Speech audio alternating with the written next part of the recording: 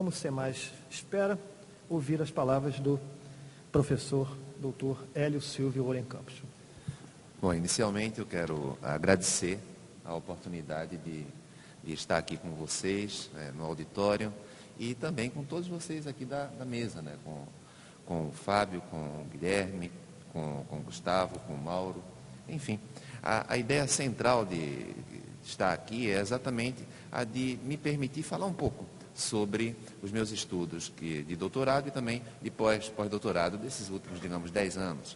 Agora, sempre com uma perspectiva, de fazer com que o direito tributário, que às vezes se apresenta como algo um pouco chato, cansativo, não é? Algo que até antipático, perca esse vínculo, até porque praticamente tudo, nesse relógio, na nossa roupa, no sapato, enfim, há sempre tributo. Então, se há uma presença constante na vida da gente, então vamos prestar mais atenção nessa presença, dado que, quer nós queiramos ou não, estará ali o tributo, no produto, na mercadoria ou no serviço. Então, esse livro, ele, na verdade, é um curso de direito tributário, uma primeira parte do curso de direito tributário, mas que tenta essa perspectiva de leveza. E como é que eu busquei atingir isso? Primeiro, não fazendo nenhuma hierarquia entre doutrina e jurisprudência. Porque, às vezes, nos cursos de graduação, mesmo de pós-graduação, há uma ênfase, ao meu ver, exagerada em ou doutrina ou jurisprudência. E prática e teoria precisam completar-se. Efetivamente, ninguém pode conhecer o assunto se só tiver teoria ou se só tiver prática. Então, é necessário que a prática integre, complete a teoria. Ora, nessa afirmação, há, digamos assim, uma preocupação contundente. Esse livro, logo que foi lançado, a primeira vez em que ele foi lançado foi em Brasília, isso foi feito lá no Superior Tribunal de Justiça. E eu disse, olha, se a minha preocupação é aliar prática e teoria, se a preocupação é da importância da doutrina, mas também da importância da jurisprudência, é natural que esse livro fale sobre jurisprudência. E falar sobre jurisprudência não significa necessariamente concordar com ela. Percebam isso. O fato de nós tratarmos nesse livro da jurisprudência do Superior Tribunal de Justiça, do Supremo Tribunal Federal e de outros tribunais, não significa que nós estamos concordando com aquela jurisprudência. Nós estamos falando sobre a jurisprudência e me parece que isso é relevantíssimo. Não é? Respeitar a jurisprudência, compreendê-la, não simplesmente deixá-la de lado, mas, de algum modo, criticá-la quando for positivamente ou negativamente. Não desconhecer as decisões dos tribunais. Então, essa é uma primeira preocupação do livro. Considerar as decisões dos tribunais como algo tão importante quanto a doutrina. Agora, considerar não significa apenas elogiar. Elogiar quando for o caso. Um outro aspecto que eu destaco nesse livro, e talvez seja um dos principais destaques do livro, é o seguinte. É muito comum se afirmar que a carga tributária brasileira ela é muito elevada. Eu creio que não precisa nem conhecer direito tributário para escutar esse tipo de afirmação. Eu quero apenas, em relação a isso, dizer, talvez mais do que elevada, ela seja mal distribuída. Perceba-se, ela pode ser grande, mas bem distribuída. Não seria ideal, mas ela pode ser grande e mal distribuída, o que é muito pior. E aí eu faço uma comparação, dado que o livro foi quase todo escrito fora do Brasil, eu tento fazer um estudo comparativo entre o que nós estamos, em termos tributários, de distribuição da carga tributária, fazendo no Brasil e o que se está fazendo nos Estados Unidos e na Europa. Me parece que qualquer reforma tributária precisa tomar isso em conta. Então, presta atenção. Basicamente, no mundo inteiro, pode variar os nomes. Os tributos vão incidir sobre patrimônio, renda e consumo. Então, você pode ter um nome diferente na França, um nome diferente em Portugal, na Alemanha, no Brasil, mas as bases econômicas principais são patrimônio, renda e consumo. Então, vamos lá. Sobre consumo. Na OCDE, esses números são de final de 2009. Esses números são da Receita Federal do Brasil. Sobre o consumo, a média na OCDE significa Organização para a Cooperação e Desenvolvimento Econômico. Entenda-se, Europa. A média de tributação sobre consumo na Europa gira em torno de 31,5%. Nos Estados Unidos, em torno de 17%.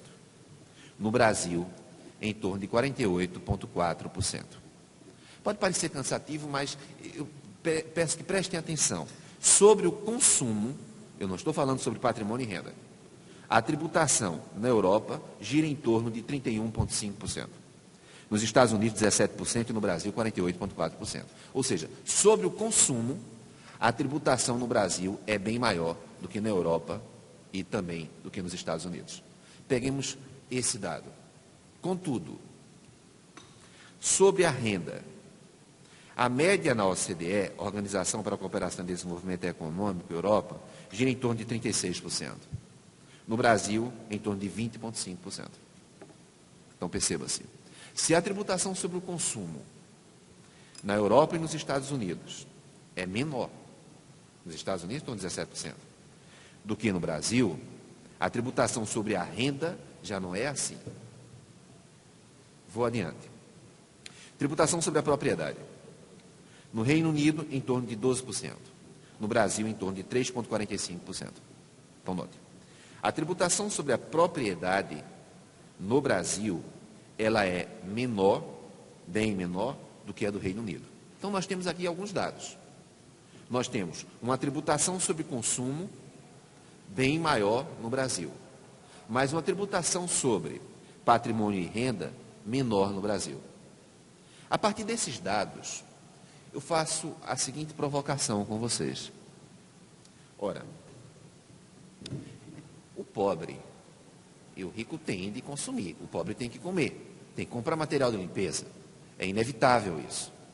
No momento em que o pobre, o mais pobre, ele tem de efetivamente possuir um consumo, isso vai gerar números extremamente díspares em relação ao que efetivamente incide sobre a maior parte da população. Sendo bem concreto, até 2 salários mínimos. A pessoa que recebe até 2 salários mínimos tem um comprometimento de renda que gira em torno de 48,9%. A pessoa que recebe mais de 30 salários mínimos tem um comprometimento de renda em torno de 26,3%. Perceba-se. A pessoa que recebe até 2 salários mínimos paga em tributo algo em torno de 48,9%. E a pessoa que está acima de 30 salários mínimos paga em tributo em torno de 26,3%. Ou seja, existe uma diferença grande. A carga tributária, considerando mais pobre e mais rico, 2 salários mínimos e 30 salários mínimos, tem uma diferença de em torno de 86%, de um para outro. Mas, note bem, a tributação sobre o consumo, ela vai incidir sobre o produto, a mercadoria ou o serviço. Então, normalmente, a tributação sobre o consumo, ela é composta de tributação indireta. Só explicando para quem não for da área de direito tributário, e obviamente ninguém precisa ser, é o seguinte: a tributação indireta é aquela que está embutida na mercadoria, embutida no produto, embutida no serviço. Então, quando você compra uma mercadoria, você estaria pagando pela mercadoria, mas também pagando o tributo. De tal ordem que a tributação indireta, ela é repassada para um consumidor final. A característica da tributação sobre o consumo, uma das principais características pelo menos, é o repasse para o consumidor final. Muitas vezes se escuta que, olha, então é porque a carga tributária sobre o consumo é alta e o preço do produto, da mercadoria, também é alto, porque, afinal de contas, esse valor do tributo ele é repassado. E, portanto, se não houvesse um tributo tão alto, se isso efetivamente não ocorresse, o preço do produto, da mercadoria, seria bem mais baixo. E aí se faz campanha tipo, um carro, um automóvel, olha, se você não pagasse o IPI sobre esse automóvel, o combustível, se você não pagasse... Então me parece que dentro desse discurso está embutido claramente o seguinte: o combustível está caro em razão da COFINS, em razão do ICMS, em razão da CSLL. Por isso que o combustível está caro. Se eles não existissem, ou seja, está dito que eu estou repassando esse tributo para o consumidor final.